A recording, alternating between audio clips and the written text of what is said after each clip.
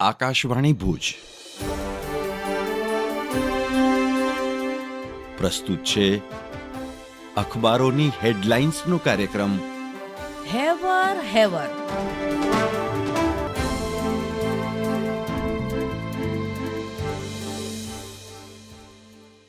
નમસ્કાર, હું જયેશ રાવલ. કચ્છ મિત્રના પહેલા પાને વરસાદના સમાચાર છે. રાજ્યમાં વધુ 7 દી વરસાદનો વર્તારો. અમદાવાદ અને ગાંધીનગરમાં વરસાદનું ઓરેન્જ એલર્ટ. ગુજરાતના મુખ્યમંત્રી શ્રી ભૂપેન્દ્ર પટેલની કચ્છની મુલાકાત વિશે કચ્છ મિત્ર પહેલા પાને લખે છે, કચ્છ મિત્રના આંગણે ગુજરાતના કર્ણધાર. કચ્છ મિત્રના છેલ્લા પાનાની હેડલાઇન છે, કેફી દ્રવ્ય ઝડપાયાના મામલે કેન્દ્રીય એજન્સીઓ હરકતમાં. રાજકોટના નિકાસકારના 50થી વધુ કન્ટેનર નીકળી ગયાનો અને તેમાં આ જથ્થો હોવાની શંકા. સર્ચમાં વધુ જથ્થો ઝડપાયો અને કેટલાકની અટક થયાનો દાવો. લાયસન્સના નિયમનો પણ ભંગ.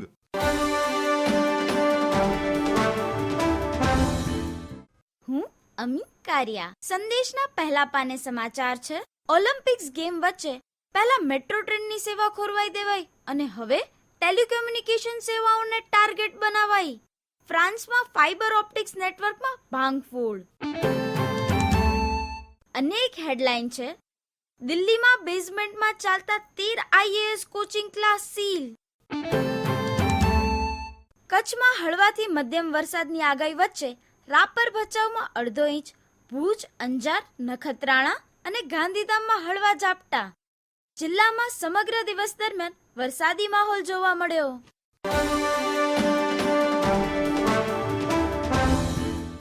હું મનોજ સોની. દિવ્ય ભાસ્કર એટલે કચ્છનો અવાજ 17મી વર્ષગાંઠ નિમિત્તે વિશેષ પૂર્તિ દિવ્ય ભાસ્કરે રજૂ કરી છે અને એમાં જણાવે છે કે સીએમના હસ્તે આજે કચ્છના 14 કર્મવીરોનું સન્માન કરાશે. દિવ્ય ભાસ્કર સાચી વાત બેધડક એવોર્ડ. સીએમના હસ્તે આજે કચ્છના 14 કર્મવીરોનું સન્માન કરાશે. અન્ય એક સમાચારમાં હિમાચલમાં ભૂસ્ખલન, ઉત્તરાખંડમાં વાદળ ફાટતા પૂર જેવી સ્થિતિ સર્જાઈ. દક્ષિણમાં મેઘમહેર, તામિલનાડુમાં સામાન્ય કરતાં 56%, ગોવામાં 52% વધુ વરસાદ. દિવ્ય ભાસ્કરમાં અન્ય એક સમાચાર છે કે દયાપરની મામલતદાર કચેરીને હવે મળશે પોતાનું ભવન. 5 કરોડના ખર્ચે બની રહ્યું છે ભવન. 3 માસમાં કામ પૂર્ણ થશે.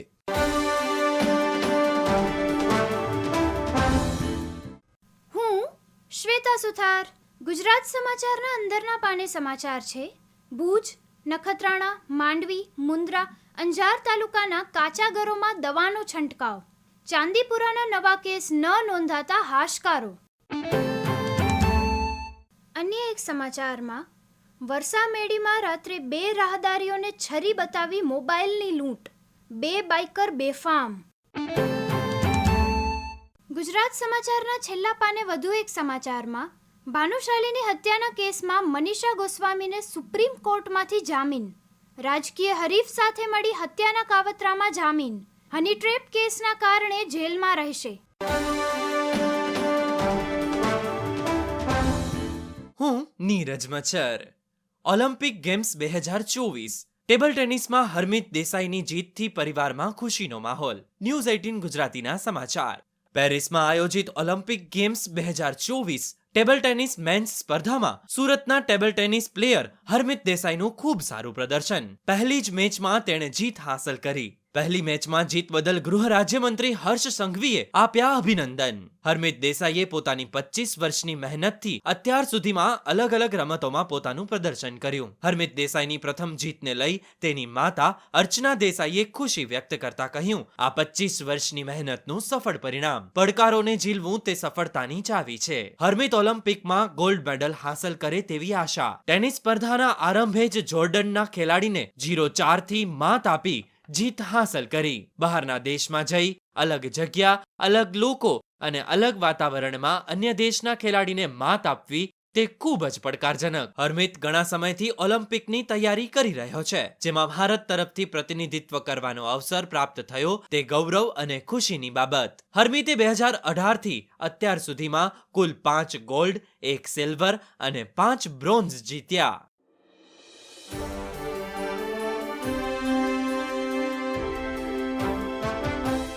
અખબારોની હેડલાઇન્સનો કાર્યક્રમ હેવર હેવર